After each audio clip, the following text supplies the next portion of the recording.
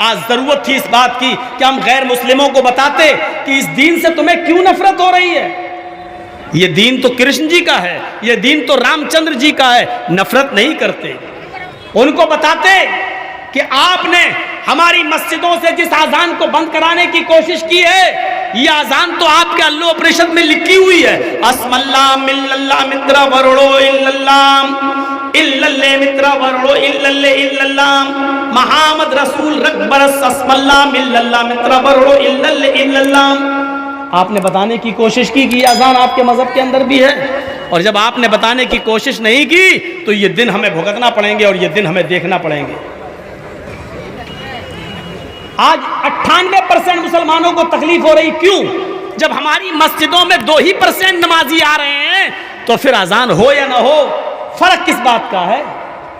क्यों हमें तकलीफ हो रही है? हमने अगर अपने अमल से साबित किया होता और अपनी मस्जिदों को भरा होता।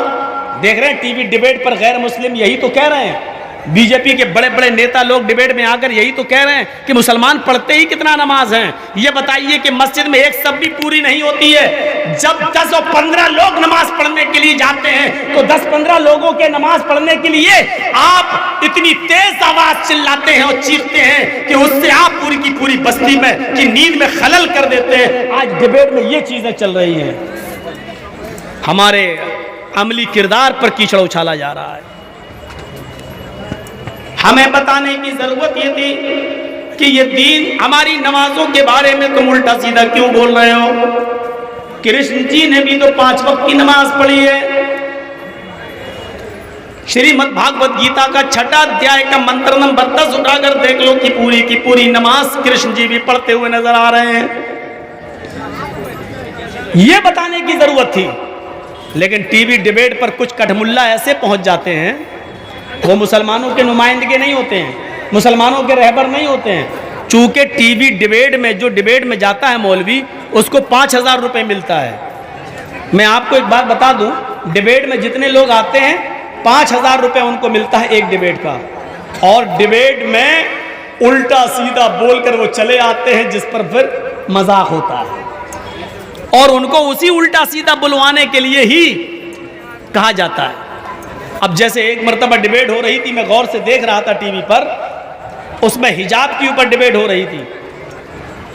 तो बताइए कि औरतों को पर्दे में क्यों रख दिया गया है? क्यों 4 दीवारी के अंदर कैद कर दिया गया है?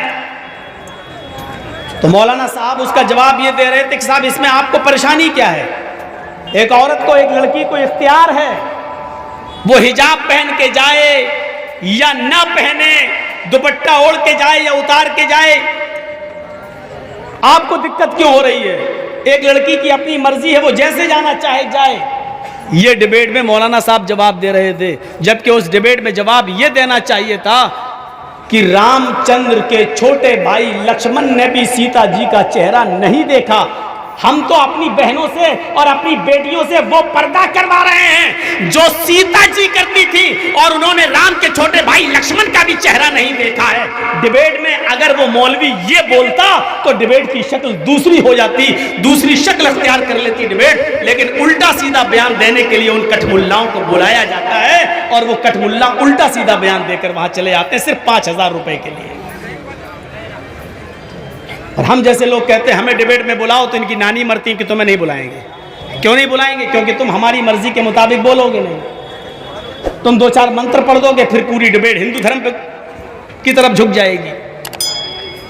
मैं चीखता रहा, चिल्लाता रहा, पुकारता रहा कि मुझे बुलाओ डिबेट में, हमको नहीं बुला रहे हैं। और एक बार बुलाया भी तो कह दिया कि सवाल मेरा है और जवाब भी तुम्हें यह देना पड़ेगा। बताइए, तो जब तुम्हें जवाब भी अपने मर्जी के दिलवाना है तो फिर हमें क्यों बुलाया गया है?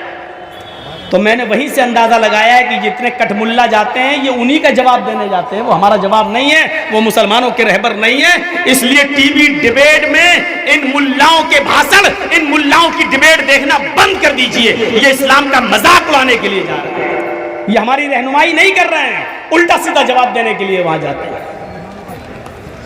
5 दिन से बराबर टीवी पे हमारा दिखा रहा है, कल छोड़ा है, परसों तक दिखाया है, बस कल छोड़ दिया है, कल से नहीं दिखा रहा, लेकिन परसों तक इसने मुझे दिखाया है। जबकि 1 डेढ़ 2 साल से मेरी यूपी में तकरीरें नहीं हो रही हैं। कोरोना जब से आया है तब से अभी तक यूपी में तकरीरें नहीं हो रही हैं। अब कोरोना थोड़ा सा खत्म होकर यूपी में तकरीर का माहौल बना था तो लाउड स्पीकर पर बहस शुरू हो गई।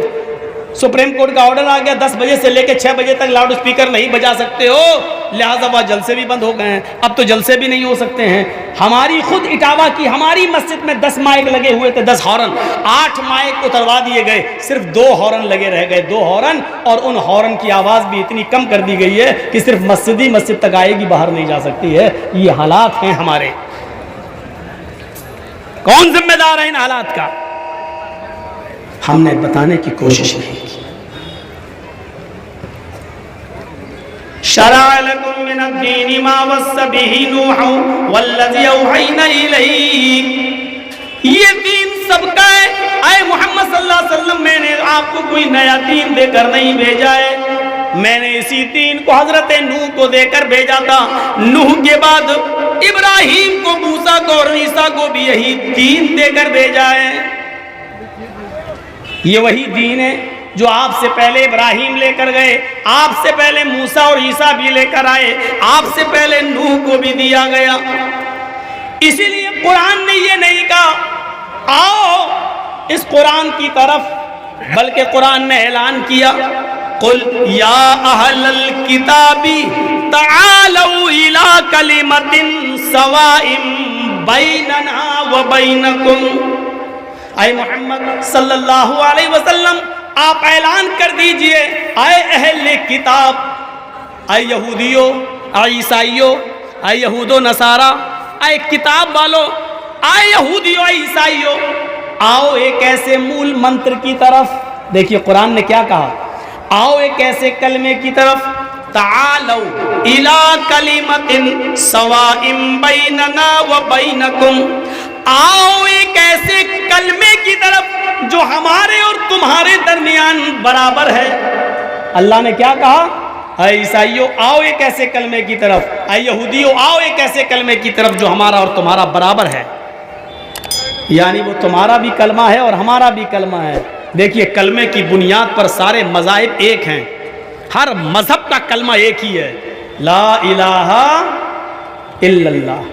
नूह का भी यही कलमा था, ला इलाहा इल्लल्लाह। मूसा का भी यही कलमा था, ला इलाहा इल्लल्लाह। ईसा का भी यही कलमा था, ला इलाहा इल्लल्लाह। कलमे के पहले जुज में कोई तब्दीली नहीं हुई, तब्दीली कलमे के दूसरे जुज में हुई, वो भी उस हिसाब से जिस कौम के अंदर जो नबी गया उसका नाम लिया गया। नूह अलैहिस्सलाम ने कलमा पढ़ा तो क्या पढ़ा, ला इलाहा इल्लल्लाह नूह रसूलुल्लाह। मूसा अलैहिस्सलाम ने कलमा पढ़ा तो क्या पढ़ा, ला इलाहा इल्लल्लाह मूसा रसूलुल्लाह।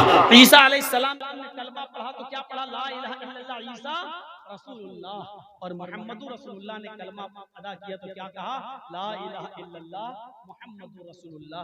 यानी कलमे का पहला जुज अपनी जगह पर है, पहला जुज नहीं बदला गया, दूसरा जुज नबी के हिसाब से बदलता गया, पैगंबर के हिसाब से बदलता गया। कुरान ने कहा आओ एक ऐसे मूल मंत्र की तरफ, आओ एक ऐसे कलमे की तरफ जो हमारा और तुम्हारे दरमियान बराबर है। अगर आज हमने इन लोगों को ये बताया होता कि हमारा और तुम्हारा कलमा एक ही है तो आज हमें ये दिन नहीं देखना पड़ता। हमने अपने हिसाब से दीन को चलाने की कोशिश की है।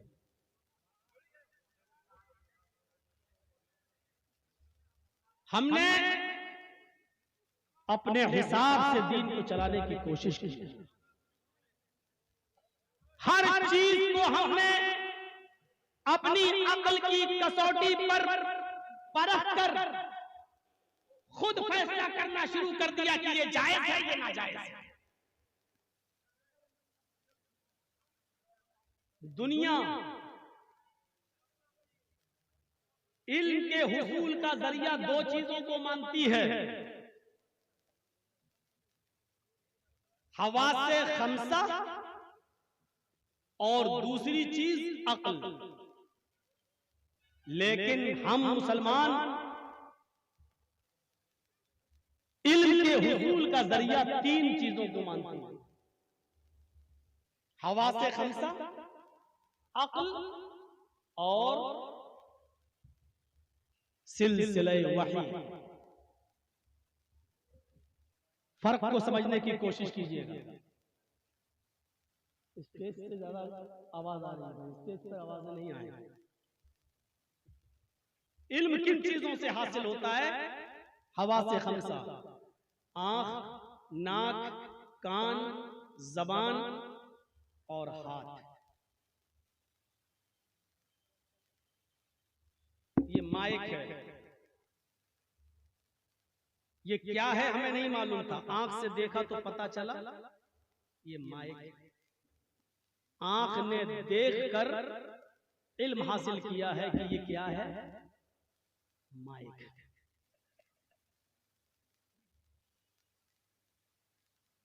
कुछ चीजें आंख से भी पता नहीं चलती। ये फल बिक रहा है, ये अच्छा है या बुरा, ताजा है या सड़ गया है, तो आप उसको उठाएंगे और उसको सूंघ कर देखेंगे। घर में खाना जब सुबह से लेकर शाम तक रखा रहे और सुबह का खाना जब शाम को खाने की तैयारी होती है तो पहले उसको सूंघती है घर की औरतें कि देखें ये अभी सही है या बुझ गया है, खराब हो गया है, तो उसको सूंघ कर देखती हैं। तो सूंघने के जरिए पता चल जाता है कि ये खाना अभी सही है या खराब हो गया है, खाने के लायक है या सड़ गया है। तो इल्म का हासिल करने का दूसरा जरिया क्या है? नाक। आंख से पता चल गया कि ये क्या चीज है, नाक से पता चल गया कि ये चीज खाने के लायक है या नहीं। एक चीज है हुसूल इल्म के लिए जरिया कान। हमें पता नहीं ये क्या है, नहीं जानते, पहली बार देखा, किसी से पूछा कि ये क्या है, क्या हुआ, क्या दिक्कत है भाई आप लोगों को?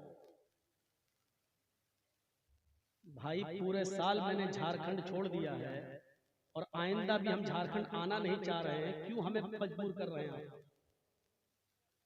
इसीलिए हम तंग आ चुके हैं आप लोगों से। कसम खा रखी है कि हम नहीं आएंगे झारखंड, छोड़ दिया हमने, फिर भी आप लोगों को सब्र नहीं आ रहा है। सुन लीजिए, बड़ी मुश्किल से 6 साल से पीछे पड़े थे और मेरे मुंह से निकल गया अच्छा कराना है जलसा तो करा लो मई में। मुझे मालूम था कि मई में कराएंगे नहीं, बारिश का मौसम है, उन्होंने कह दिया ठीक है मई में करा लेंगे, तो जबान दे दी थी इसलिए आ गया, वरना मैं आता नहीं। मैंने छोड़ दिया है सिर्फ इन्हीं आदतों की वजह से।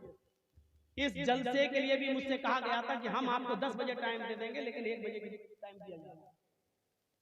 हमें मालूम है कि कितनी वादा खिलाफी होती है और क्या होता है, इसलिए मैंने छोड़ दिया बिहार और झारखंड। मुझे और मजबूर मत कीजिए, इसलिए मुझे बंगाल के जलसे अच्छे लगते हैं। स्टेज पे सिर्फ 2 लोग रहते हैं, तीसरा नहीं रहता है। मजबूर कर दिया आप लोगों ने मुझे, जबान से निकल गया था ठीक है मई में करा लो और तैयार हो गई कमेटी की ठीक है करा ले, इसलिए मैं आया हूं। जबान दे दी थी, चलो रखना पड़ेगा। अब बताइए कि 5:30 बजे की मेरी ट्रेन है, पाकुड़ से पकड़ना है, 3 घंटे का सफर है, हमें बहुत थोड़ी देर बोलना है, उसमें भी आप नहीं सुन पा रहे हैं।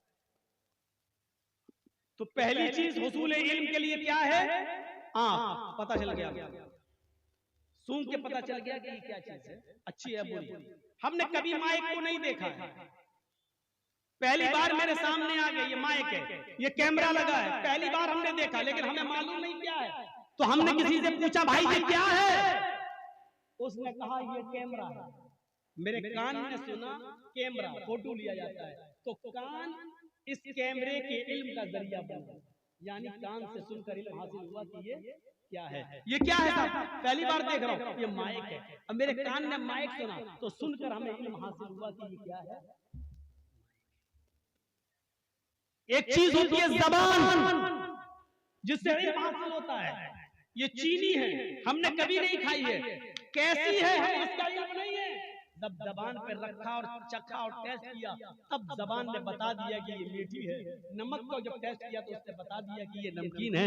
मिर्च का जब टेस्ट किया तो उसने बता दिया कि ये तीखी है। तो जब पता चला तो इल्म के हुसूल का चौथा जरिया क्या है? जबान। आंखों से हम अंधे हैं, हमें पता नहीं है, लेकिन हमने छू के देख लिया, हाँ ये है, ये तार लगे हैं, हाँ हेलो हेलो हेलो, हाँ माइक है। तो हाथ से छूने के बाद हमें पता चला कि ये क्या है, माइक। आंखों से अंधे हैं, नहीं देखा कभी माइक, अब छू के देख रहे हैं माइक। तो हाथ भी इल्म के हुसूल का एक जरिया है। इल्म इन चीजों से हासिल होता है, समझ गए ना? बहुत कीमती बात बताने जा रहा हूं, जरा गौर से सुनिएगा। इल्म के हुसूल का एक जरिया और है, और वो है अक्ल, वो है अक्ल। ये माइक हमने देखा, ये इल्म हासिल हो गया कि ये माइक है, लेकिन इस माइक को देखने के बाद मेरी अक्ल में एक और इल्म आ गया है। वो इल्म ये आ गया है कि ये माइक, ये उसमें लगा हुआ रोल डंडा और ये उसमें लगे हुए तार और उसमें आने वाली तेज आवाज, ये जिसने भी बनाया है, बहरहाल इसका कोई बनाने वाला है, बगैर किसी बनाने वाले के ये अपने आप वजूद में नहीं आया। हमारी अक्ल ने हमें एक इल्म ये दे दिया है कि ये मोबाइल, ये माइक बगैर किसी बना